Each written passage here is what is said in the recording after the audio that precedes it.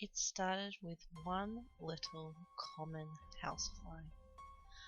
I noticed it while making myself a coffee one morning as it buzzed past my face. Jerking back in surprise of having something zip by my face unexpectedly, I waved my hand to shoo it away. I didn't bother concerning myself with trying to catch or kill it because, after all, one fly isn't uncommon. A few days later I spotted another fly buzzing around my lounge room with what I assumed was the first fly I had spotted. And this made me frown slightly, but again, I didn't bother with them as I went back to work on my computer. By the end of the week, there was about 4 or 5 of these horrid little insects buzzing from one room of my house to the next. Frowning, I stormed to the kitchen, searched under the sink until I found the can of fly spray. It was time to take action against these little invaders, and I admit I may have chased them a little more than needed. But once I finally stopped and coughed against the onslaught of the now airborne poison, I didn't see a single fly anywhere. Opening the windows and doors to let the unpleasant scent of fly spray out of the house, I settled back down to calmly finish the book I had been reading. The next day, they were back, and in greater numbers. I let out a scream of frustration as I wildly swatted flies away. Storming around the house like a woman possessed, I couldn't spot what was attracting this swarm into my home.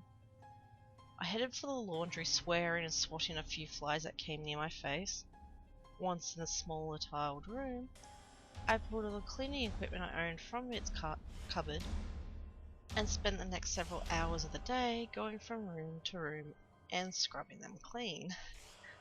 My hands ached once I had finished my frantic housework, and after dragging all the cleaning gear back to its cupboard, I cautiously walked from each room. I barely breathed as I cautiously looked around for the flies. By the time I rounded the house and made it back to the lounge, I had relaxed some.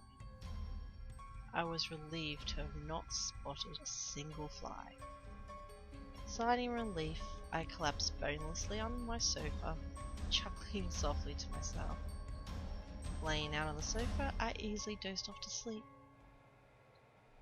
I woke to something buzzing around my face, then zipping into my mouth. I sat up coughing and spluttering until I got the insect out. Stumbling to the kitchen, I grabbed a glass and filled it with water so I could swish it around and spit it into the sink. That was definitely an unpleasant experience. Sniffling a little in disgust, I wiped the tears from my eyes and looked around. I froze when I spotted the swarm of flies had taken to crawling on and under the rug behind my sofa.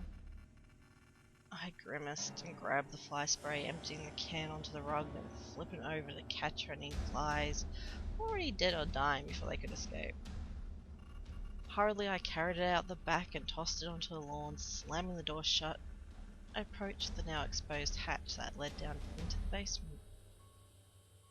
Frowning, I prepared myself for the worst and pulled up the hatch by its handle.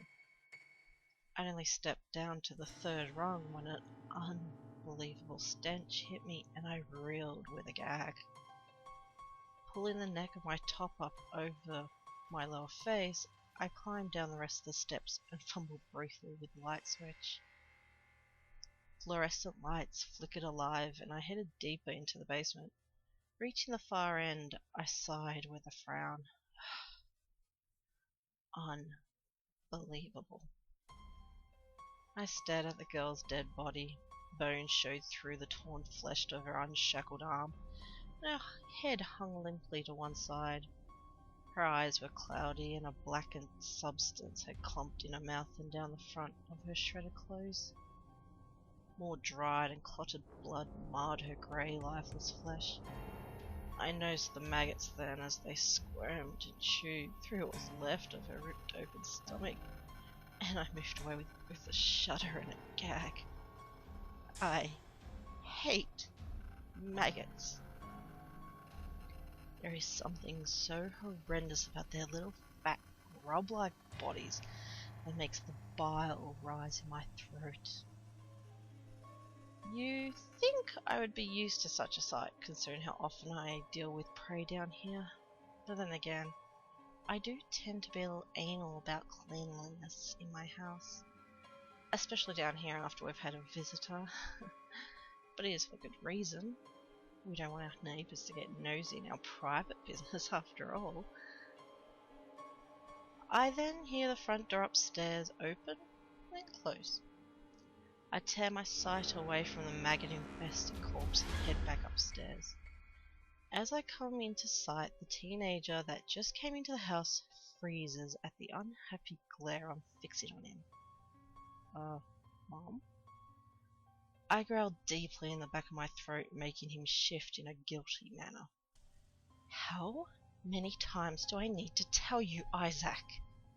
I don't care if you're going to bring prey home to play with, but you have to clean up the body afterwards. Once they expire, they're only good to rot and bring insects that can give us away. My son shifts his feet and shies away from my glare. I love him. I truly do. And I understand how teenagers tend to get so easily distracted by more interesting things.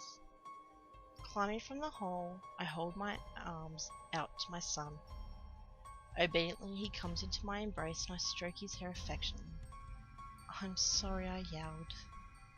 I just want you to have at least finished a school year before we need to move. It isn't good for your school if we pack up in the middle of the year. He buries his head in the crook of my neck. I remember how he used to do it as a baby. Sorry, Mum. There's maggots. He raises his head and gives me a desperately apologetic look. Oh man, I am really sorry. I'll clean up right away. I smile at his considerate, his kind nature. It was something he got from his father. Oh, how I miss that man. If he hadn't expired and I had been a little less in love with him, well then I probably wouldn't have such disgust for maggots now. Alright, you do that and we'll order in tonight. My lovely son beams at me with that beautiful smile and I release my hold on him so he can go get the cleaning gear. Oh well. At least he's learning.